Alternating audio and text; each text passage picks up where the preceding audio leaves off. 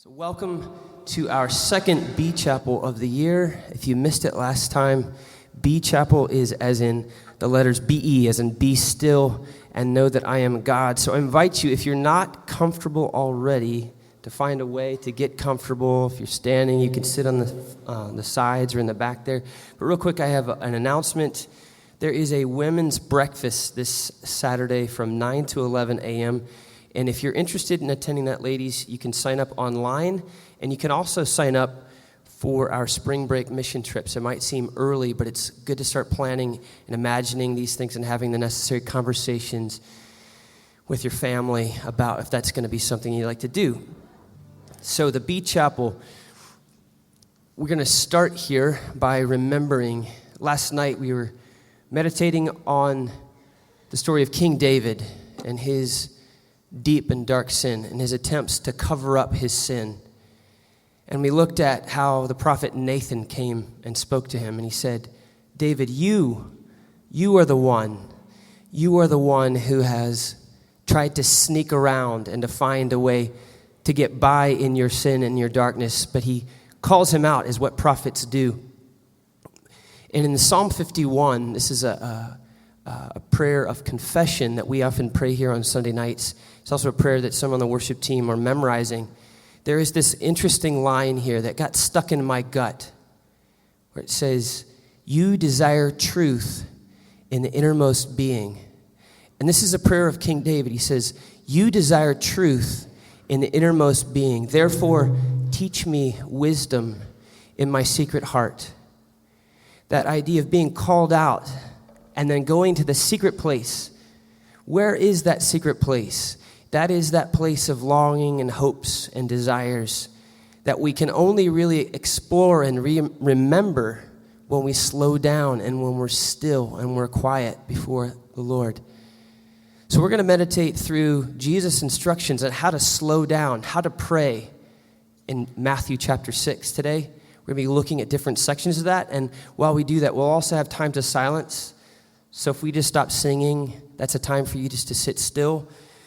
But let's start with our centering prayer. If you remember, we sit up straight if you can, as best you can. Or it might seem counterintuitive, but the idea to really relax is not just always to fall asleep, but to be in a posture of attention because we're trying to listen to God. That's the question about the secret place, is do we really believe that ours is a God who speaks to us to that secret place? And how do we hear God's voice? First, we have to still ourselves. So now that you're sitting here in this spot, I want to tell you a quick story.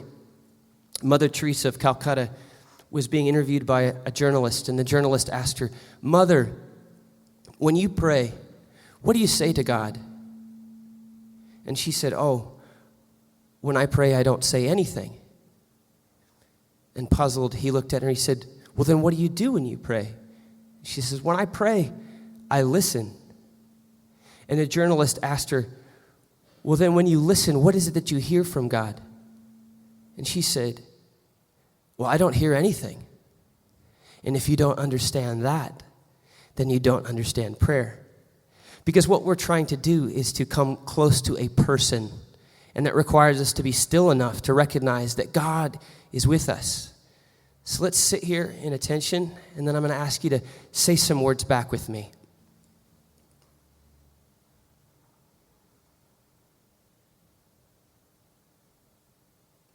Be still and know that I am God.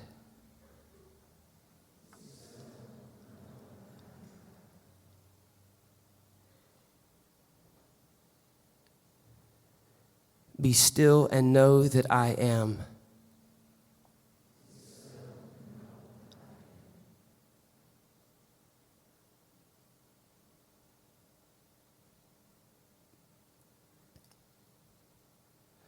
Be still and know.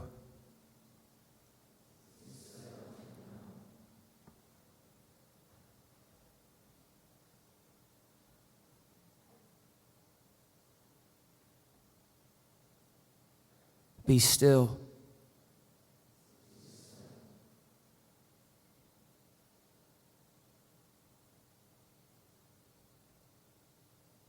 And be.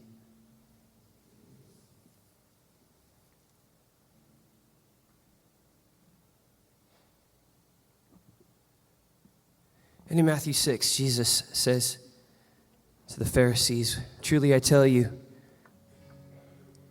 that when you pray, you should go into your room and shut the door and pray to your Father who is in secret. And your Father who sees in secret will reward you.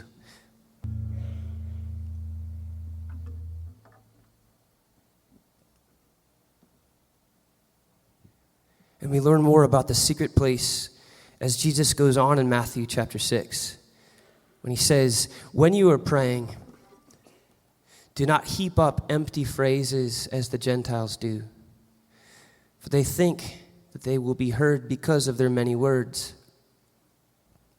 Do not be like them, for your Father knows what you need before you ask him. And many of us often feel this pressure. What does that mean to listen in the still, small, quiet voice? How do I really make myself still in all of the busyness and all of the things I have to do? And so Jesus makes it very simple and clear for us by teaching us how to pray. In this same passage in Matthew chapter 6, he says, when you pray, you should pray then in this way. And will you join me in praying this? Our Father, who art in heaven, hallowed be thy name.